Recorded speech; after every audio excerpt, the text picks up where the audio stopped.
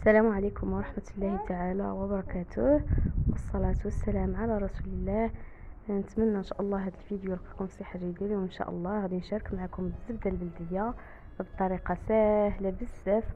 يعني كنديروها غير من داك الفرارة ديال الحليب اولا الجلدة ديال الحليب الوجه، كل واحد كيقولها. ملي كنطبخ الحليب الحليب الكامل، يعني الحليب ديال البقر من عند مالي الحليب، فاش كنطيبو وكيدير داك الجلده من الفوق كنحيدها وكنجمعها في الباطا، كنديرها في الثلاجه حتى كنعمر هاد الباطا، وغادي نطحنها غير في المونيميكس، وغادي نحصل على الزبده البلديه. خليكم معايا تشوفوا. انا دابا كما كتشوفوا هذيك ما شاء الله كلها زبده، فيها غير واحد الكميه قليله اللي ماشي زبده فيها ديك الحليب.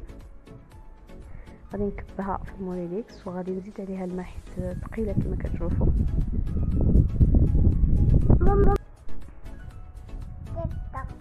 هنا كبيتها في المونيميكس وغادي نزيد عليها. المهم الا كان الحال سخون زيدوا عليها الماء بارد، وكان الا كان الحال بارد بزاف كديروا الماء دافي شويه، ما ديروش سخون باش ما تذوبش الزبده، يكون غير دافي.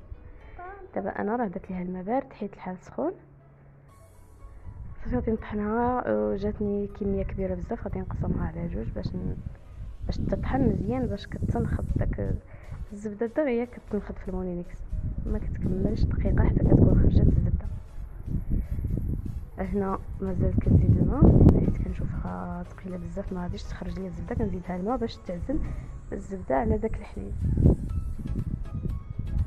هنا ما كما كتشوفوا بالزربه بدات كتعزل لي الزبده، كدير حبيبات وكنستمر كنطحن بحال هكذاك حتى كتولي على شكل كويرات كبار شويه باش كتجمع لي الزبده. الا كانت عندكم المونيكس ما كتحملش انك تبقى ضغط عليها بزاف، بقى ديروا شويه حبس، ديري شويه حبس حتى تخرجي الزبده. انا ها هي الزبده خرجت ما شاء الله تبارك الله. الزبده البلديه ديال بصح نفس الزبده البلديه اللي كنريبوا الحليب، نفس الزبده هي هذه اللي كنحيد غير الفراره اولا غير داك الوجه ديال الحليب ملي كنطيبوه. هذه دائما كنت كنلوحها شحال هذه قبل ما نعرف هاد الطريقه هذه. شوفوا تبارك الله الزبده هذه غير النص حيت قسمته على جوج، ما بغيتش تطحن، والنص الاخر غادي نزيدو عليه هذا عاوتاني. نعاود ندير نفس الطريقه، وهذا نقص شويه باش تخلطات ليا. المهم غادي نكمل بنفس الطريقه. حاولوا ما ديروش ما تعمروش المونيكس بزاف، يعني ديروا فيها النص والنص الاخر ما، وطحنوا غادي تخرجوا ان شاء الله الزبده. هذاك اللي تشوفوا كيف اللبن راه ماشي لبن، غير الماء، هذيك شويه ديال طلق شويه ديال الحليب الصافي، يعني ما كيصلحش يتشرب، ماشي لبن. كنلوحو كنخرج غير الزبده. هنايا الببغاء ديالي الصغير ما بغاش يسكت، كنهضر كيعاود مورايا الهضره. ما شاء الله تبارك الله. المهم هذه هي الزبده ديالي اللي حصلت عليها تبارك الله. دابا غادي نكبها وغادي نحيدها بهاد المغرفه المشبكه ونديرها في الماء بارد باش كنتحكم فيها فاش كما نغسلها، ولا يمكن لكم تحيدوها بيديكم حتى هما ديروهم في الماء بارد باش ما تبقاش تذوب في يديكم الزبده.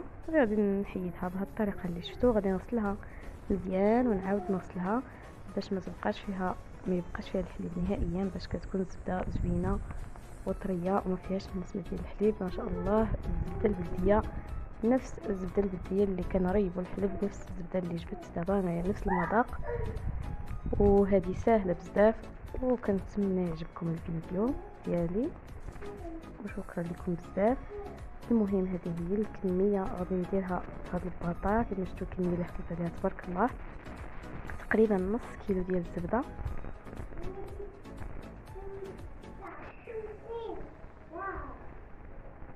وكنتمنى الفيديو ديالي يعجبكم، والى فيديو قادم ان شاء الله. كنتمنى تجربوا هذه الطريقه اللي قلت لكم، وإلا صدقت لكم ما تنساوش تخليو لي كومونتير زوين. شكرا لكم بزاف، الى فيديو قادم ان شاء الله.